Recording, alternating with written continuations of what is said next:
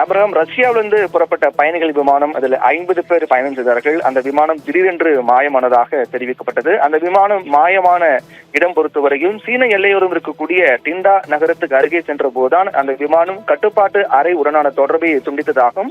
அப்போது விமானம் என்ன ஆனது, எங்கே சென்றது என்ற நிலவரம் உடனடியாக தெரிய வர நிலையில் மிகப்பெரிய ஒரு பரபரப்பு பதற்றம் ஏற்பட்டது. உடனடியாக அது விமானத்தை கண்டறியக்கூடிய பணியும் அதே போன்று விமானத்தோடு மீண்டும் தொடர்பு கொள்ளக்கூடிய பணியும் மிக தீவிரமாக மேற்கொள்ளப்பட்டது. ஆனால் அந்த முயற்சி தோல்வி முடிந்தது. உடனடியாக விமானம் எங்கே சென்றது, என்ன ஆனது என்பதை தேடி கண்டுபிடிப்பதற்காக MI-8 ரக ஹெலிகாப்டர் மூலமாக தேடுதல் பணி என்பது மிக தீவிரமாக மேற்கொள்ளப்பட்டு தீவிரப்படுத்தப்பட்டது. அந்த தீவிர தேடுதல் வேட்டையின் போதுதான் விமானம் விபத்துக்குள்ளாக இருக்கிறது என்றும் விமானம் விழுந்து நொறுங்கி இருக்கிறது என்ற தகவல் வெளியாக இருக்கிறது. இந்நிலையில் அப்போது விமானத்தில் சென்ற 50 பேர் நிலை என்ன என்ற கேள்வி எழுந்திருக்கிறது. அதிலும் அந்த விமானத்தில் 43 பயணிகள் என்றால் ஆண் பெண் மற்றும் அதில் 5 குழந்தைகள் உள்பட 43 பயணிகள் மற்றும் 6க்கும் மேற்பட்ட பணியாளர்கள் என மொத்தமாக ஒரு 50 பேர் அந்த விமானத்தில் பயணம் செய்திருக்கிறார்கள். அந்த விமானம் ரஷ்யாவில் இருந்து சீன எல்லையோரம் இருக்கக்கூடிய டிண்டா நகரத்தை நோக்கி சென்று கொண்ட விமானம். அப்போது அந்த விமானம் சீன எல்லையோரம் இருக்கக்கூடிய டிண்டா நகரத்துக்கு அருகே சென்ற போதுதான் இந்த விமானம் கட்டுப்பாட்டு அறையுடன் தொடர்பு துண்டித்தது. உடனடியாக அது என்ன ஆனது என்பது தொடர்பாக தீவிர விசாரணை என்பது மேற்கொள்ளப்பட்டது.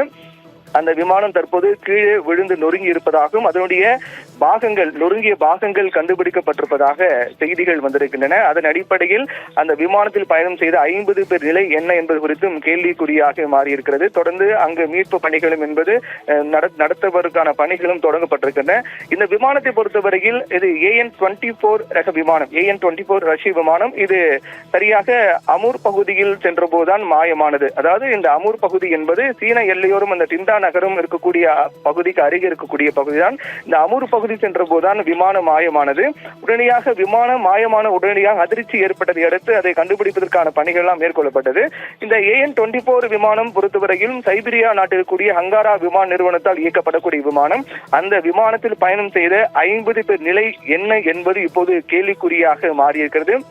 அந்த விமானத்துடைய பாகங்கள் கண்டுபிடிக்கப்பட்ட நிலையிலும் அது முழுவதுமாக அந்த விமானத்துடைய மிக முக்கியமான பாகங்கள் எல்லாம் எங்கே இருக்கிறது, பயணிகள் இருக்கக்கூடிய அந்த இடம், அந்த பாகங்கள் எல்லாம் எங்கே இருக்குது என்பது தொடர்பாக தீவிரமாக தேடுதல் பணி என்பது மேற்கொள்ளப்பட்டு வருகின்றது. அது முழுவதுமாக கண்டறியப்பட்ட பிறகு அந்த விமானத்தில் பயணம் செய்த 50 பேர் நிலை என்ன என்பது தெரிய வரும். மேற்கொண்டு கூடுதல் தகவலாக அந்த விபத்துக்கான காரணம் என்ன என்பது குறித்தும் தீவிரமாக விசாரிக்கப்படும். இந்த விசாரணை முடிவில் தான் விபத்துக்கான காரணம் என்ன என்பது தெரிய வரும்.